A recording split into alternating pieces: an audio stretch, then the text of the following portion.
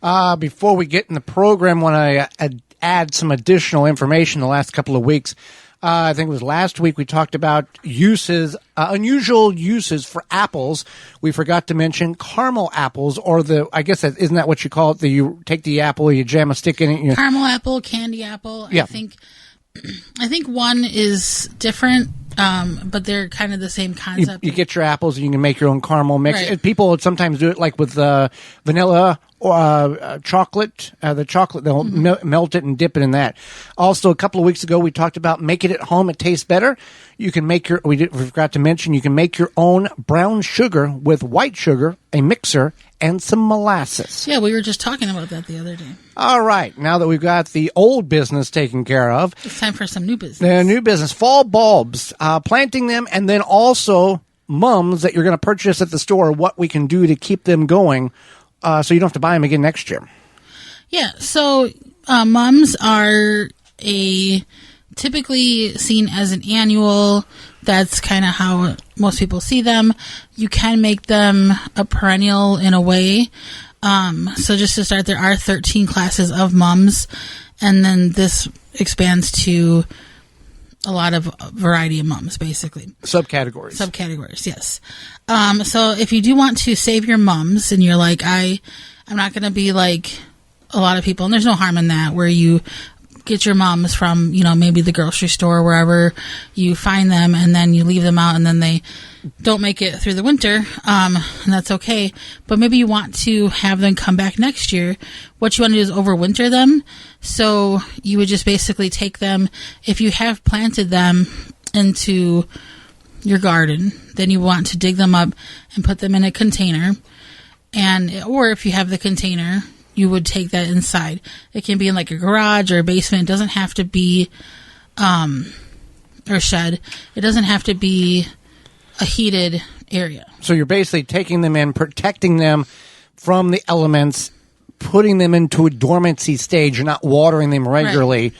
And if done correctly and everything works out right, they will come back in the spring. Yeah. So in the spring, once you're past the frost, then you would plant them or just bring them out. And the soonest they could, depending on the variety, they could bloom as soon as July or as late as September. So that's something if you could figure that out, that would be good. If you are going to purchase your mums at the garden center, at the grocery store, and you're intending to do this, overwinter them, you're going to have to up-pot them. You're going to have to put them in a larger container. Now, you could put them in the ground, but if you're going to do this overwinter thing, it's going to be a lot easier on you to have a large container that is manageable to bring in and do your overwintering and then bring back out in the spring. And if all goes well, it will come back to life. And you will save. I don't know what a mum even costs nowadays. I don't know either. I haven't looked for a while. But a lot of information that I looked into said that this can go on for season after season. It's not like there's a stopping point. And also, they don't really spread or anything, so that's nice to know too. At a big box store, about $6 or so for one, and up to $20 for a multi-bush color deal.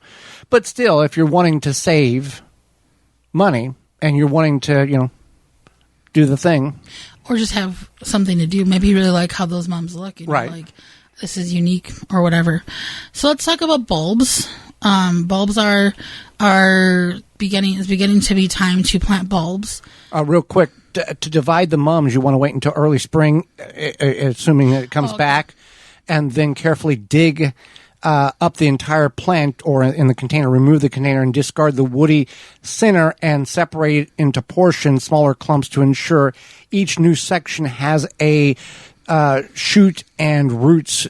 So there's videos online in order to do that, but you can divide these and get more and more and more. So your $5, $8 now has doubled, tripled, quadrupled. You could have just pots of mums all over your porch and stairs and driveway, and that's a big thing for some people. It is a big thing. It is, and that could save you money. So, and it's fun to do. Now, fall planting fall bulbs. What do we need to know? What classifies as a fall bulb? So fall bulbs is something that you plant in the fall, and it's going to be a perennial, so it's going to come back year after year. And this includes tulips, daffodils, crocus, hyacinths, I can never say that word, and alliums. Alliums are part of like the onion family, but they're a flower. Now there are different things here. There, what we just discussed, and then there are bulbs that you plant in the spring. Yeah. So we don't want to. Yeah, we don't want to confuse it. Yeah.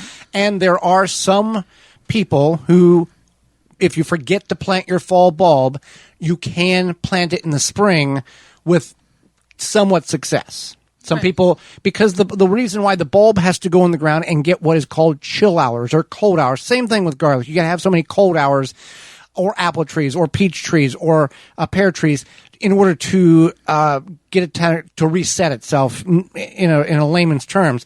So if you don't have that chill hours or cold hours, it's not going to grow correctly. So what some people will do, and this is especially in the South, they will put it in the freezer for a couple of weeks in order to mimic that freeze period, that cold hour, chill hours, and that will help do that. Some people are very successful at doing that in the vegetable world in regards to garlic, which is considered a northern plant.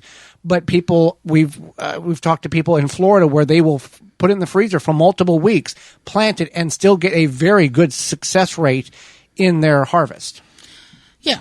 So that's maybe, hopefully, maybe if you purchase bulbs in the spring, or like somebody sold them to like a fundraiser, maybe this will take something in your head to get them out wherever you put them. Otherwise, you can go to your local garden center to get bulbs. You want to make sure you are looking for bulbs that are firm, healthy, feel heavy, and show no signs of mold. It's okay to dig through these things. Yeah, for sure. So you could go, if you're at the garden center, look at the bags. These are junk. Yeah. Or, if you like kind of give them a gentle squeeze and they're like mushy, you don't want that. You like a rotten onion. Yeah, like a rotten onion. You Also, make sure. smell. Oh, goodness, I can't even imagine. So you want to make sure you are, especially if you're trying to plan something out, like a bulb garden or whatever, and trying to plot it out, you want to make sure that you're going to plant bulbs that are going to look nice. And you also want to, if you're going to do multiple varieties, you want to know the height. Yeah. And the bloom cycle on them, so that the front ones may get 24 inches tall and bloom late, and you've miscalculated and you put the short ones in the back and they've already bloomed, but you can't see them because the front ones. So you want to stagger these. So, like, for example, crocus are usually the first ones up, and then it's usually followed by daffodils. Daffodils, tulips, yeah. And then I think hyacinths and alliums come later. So something to keep in mind. You can also, if you're at the garden center, maybe talk with the people there and figure out what you could do, or some ideas. There's so much online. There's just like so many videos, people showing what to do with these bulbs and things like that. Well, where I grew up in southern Illinois, what would that be? Growing zone at that point 6, so I think it's gone up one. It would be late February, and the daffodils would already be blooming. We always had a row behind the garden, and they were up late February, early March. Now, in most portions of the country that are hearing this program, there's usually a significant amount of either really cold or snow on the ground in late February, early March. Yeah, that's very true. So you want to make sure that Joey talked about the cooling period, and where you want to get the firm bulbs. You want to plant them when the weather is consistently 40 to 50 degrees, which is typically about 6 to 8 weeks before the ground freeze. Does that seem right? Well, our neighbor, he is a flower gardener, and he, in southeast Wisconsin, there has been years where it's the middle of December and the ground is still workable, and he is planting fall bulbs then. And there's been times where it's been the week before Thanksgiving and things have shut down because there's ice and snow on the ground. Right. So flip a coin and take a guess. You kind of just have to be, like Joy said, have a best guess.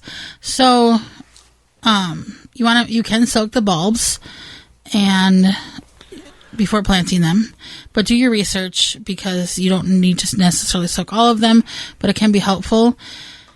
And you do want to, if you can plant them in containers, it does work, but you want to make sure that you are you would want to mulch them in. So if you're planting containers, mulching will help the process. We are brought to you by WaltonsInc.com. Listen, we know you care about where your food comes from, can preserving your fruits and vegetables, but what about the meat? At Walton's, you can get all the equipment, seasoning, and supplies to make sausage, jerky, and any other meat product your way to your high standards. Do you want to make meat sticks that people actually like? You can go to meatgistics.com, an informational site to help you make the best finished product. They have a full line of meat grinders, mixers, sausage stuffers, and more at WaltonsInc.com. You can use code GROW50, GROW50 to save 10% off your orders of $50 or more. WaltonsInc.com.